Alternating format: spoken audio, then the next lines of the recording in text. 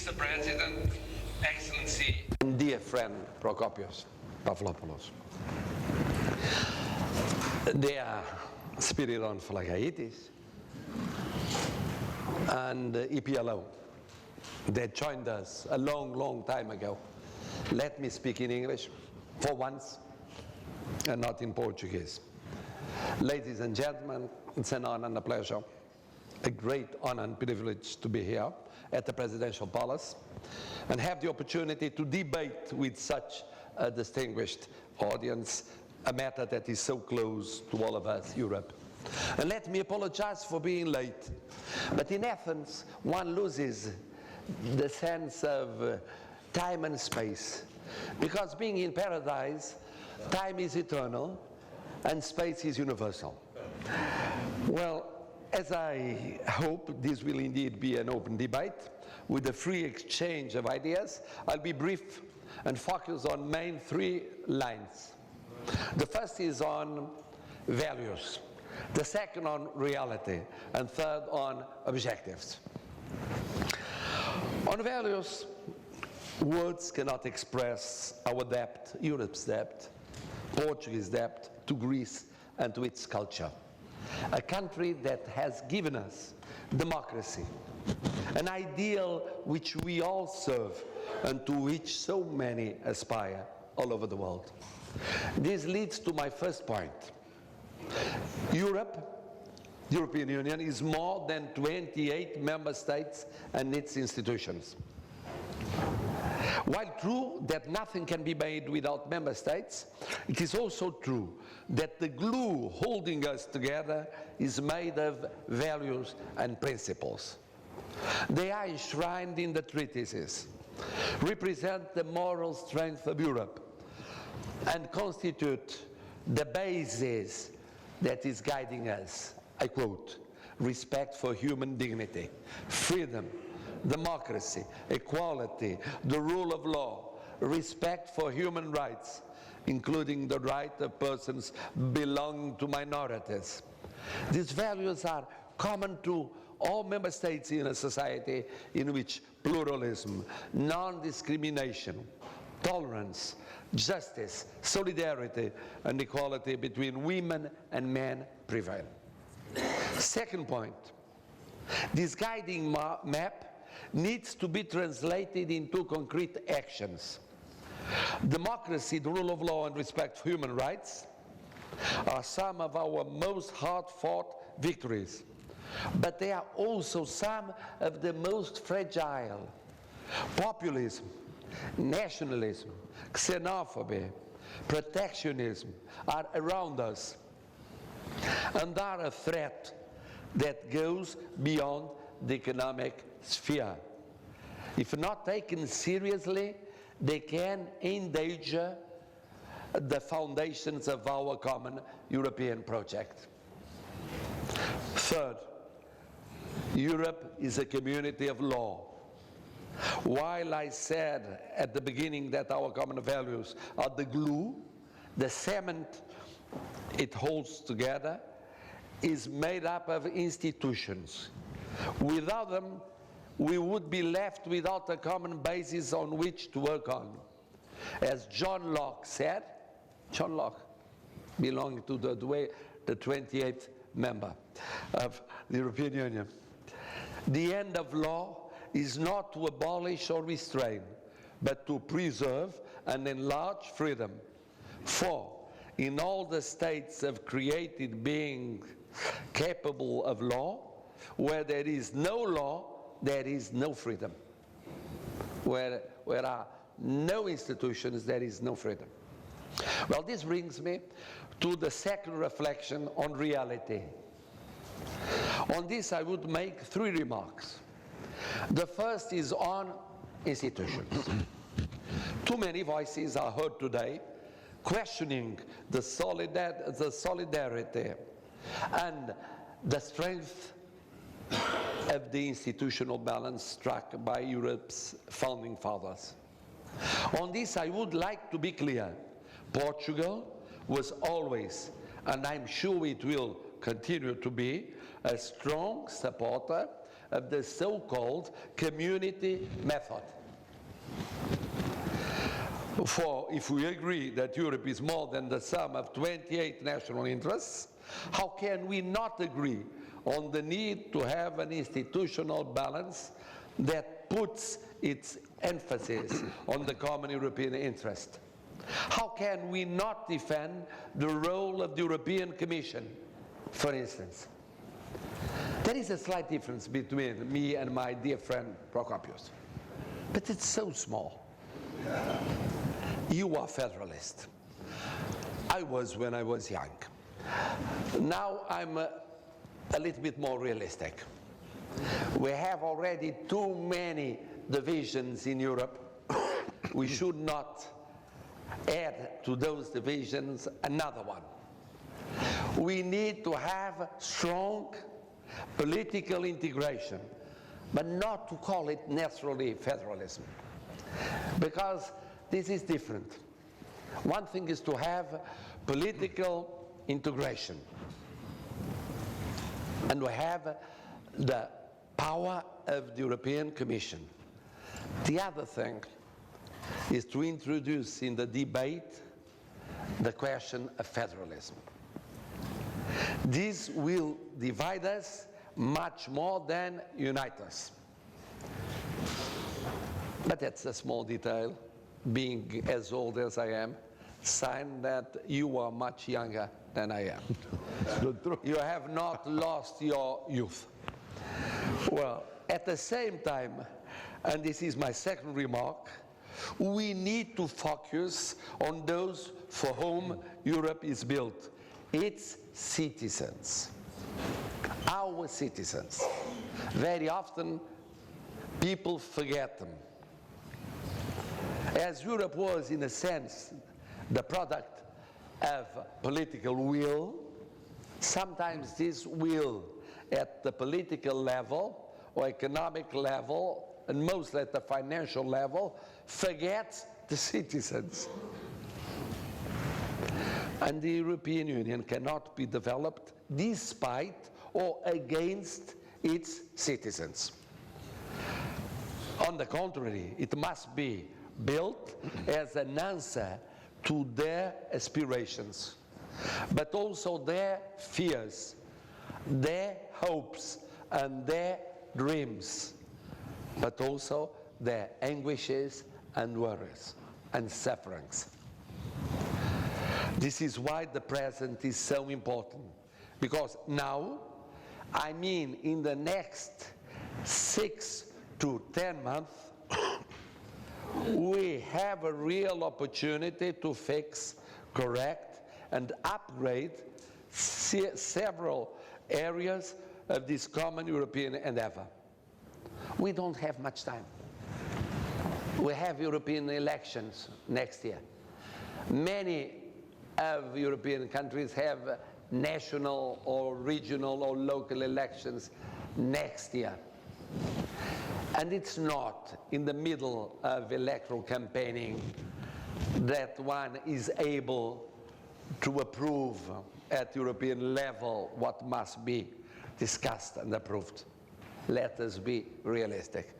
It must be sooner than later. And this brings me to the third and final point, the objectives. I mean the future. For this, we must think of the Europe we want. A Europe that protects, or a Europe that leaves each member state to deal with the national effects of sometimes European problems. A Europe that fully embodies its values and principles, or a Europe that focuses only a few on them. A Europe that honors the tradition of Greece and is open to the world, or a Europe that is closed on itself, protectionist, egoistic, populist, xenophobic. A Europe that is capable of forging the future, or Europe that only dreams of past eras. Answering these questions will be fundamental to define our common future. From our side, and this relates to my first point on values and principles, the choice is clear. We want a Europe that honors its past and its founding fathers, that cares about its citizens, and that is a vital part of today's world. But the question remains, how do we make this possible? We can certainly discuss this during our debate, but I would offer 4 leads. First, by growing and creating jobs. Growing and creating jobs. There is no other way of meeting the anguishes, the sufferings of many European citizens. And this requires correcting what needs to be fixed. That means concluding the economic and monetary union in order to ensure that we'll be able to sustain the effects of a crisis. As you said, creating the European Monetary Fund. It means having the courage to be ambitious during the debate, the difficult debate, on the next multinational financial framework. We must pay attention to it. It means being bold in designing the instruments that ensure the real social and economic convergence among all member states.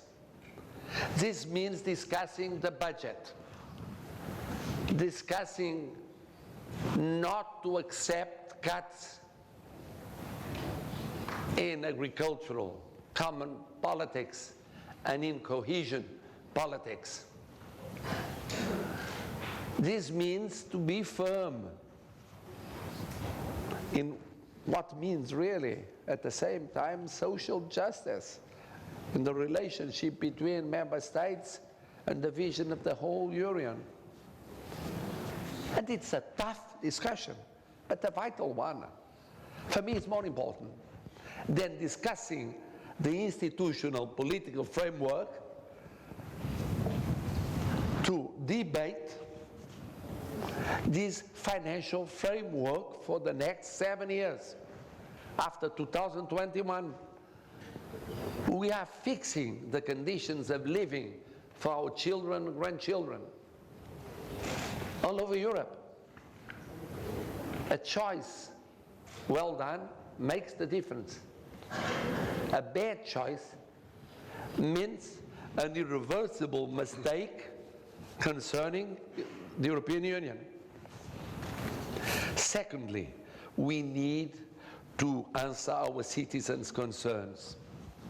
We want not only a democratic European Union, but a social democratic European Union. This means more than explaining the benefits of free trade agreements. It means making sure that no one is left behind because of the technological and scientific changes that in the next decades will have an enormous impact in the work relations. Working relations are changing. Technology is changing. And we must fight against new inequalities, summing up to the inequalities that already exist. It means that Europe goes on being a place of education, of innovation, of qualification, of culture, of mobility. Then, third point, and this one is a critical one, and I accept a very controversial one. I don't see how to have strong European leaders with weak national leaders. European leaders don't fall from heaven. They are the result of the lives in national political systems. We are facing signs, worrying signs of crisis in several national political systems.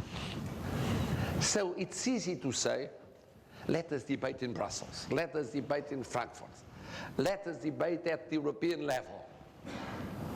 We shall meet the ideal way out. Let us be attentive to what is happening at the national level and fight against that populism, that Euroscepticism, that xenophobia that are rising and that are in some cases mostly the result of omissions and mistakes and incapacity of renewal in political systems.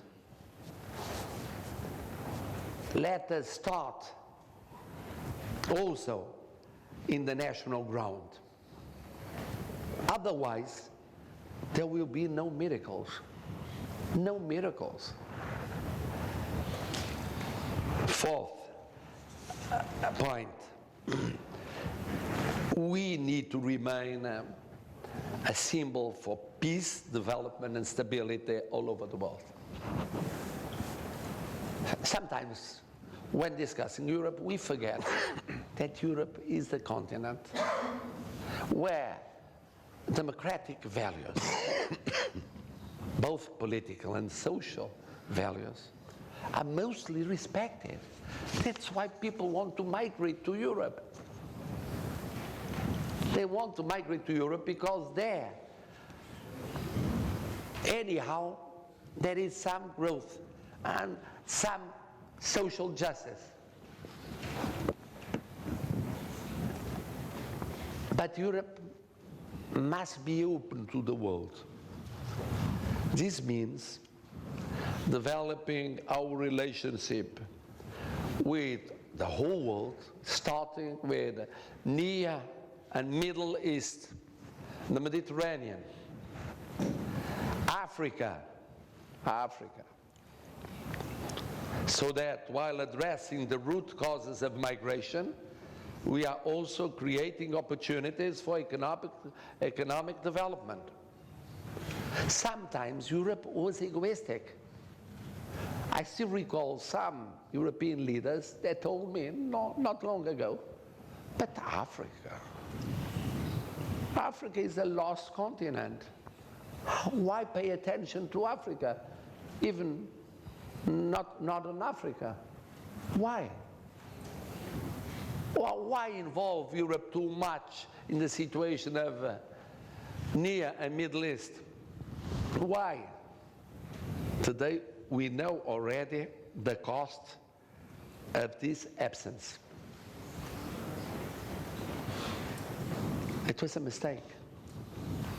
But now that people are admitting how important it is, the southern flank of Europe, not only the northern or the eastern, or not even the western border of Europe, but the southern, people start understanding how it's so important for Europe not to have an egoistic and closed vision of itself.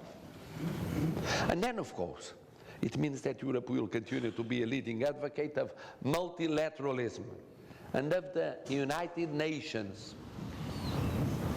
It means that we must go on defending dialogue and cooperation, negotiation, peace, not war. That's our task. Our task. Well, I would like to finish by quoting one of Europe's founding fathers, Jean Monnet, that once said, "Make men work together, show them that beyond their differences and geographical boundaries, there lies a common interest."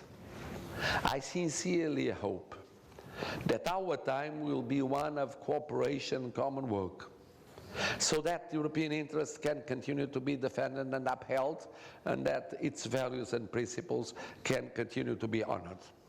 And being here in Athens, and coming here to Athens, and breathing these European roots, and recalling how important these roots were, and having the opportunity of meeting not only a friend, but a real supporter of European values. As my dear friend Procopius is, makes me leave to Portugal, being Portugal very much pro-European, in a way even happier, because I could really pay the tribute to the Greek people, not only while suffering this long-lasting crisis, both financial and economic, but also the migration and refugees challenge. That's why I came a little bit late. I came from a center for refugees. I thought it was a way of paying a tribute to you before coming to this distinguished audience, to be with those that every day are the witnesses of your courage, of your vision, and of your capacity of building a new future for them and for Europe. Thank you.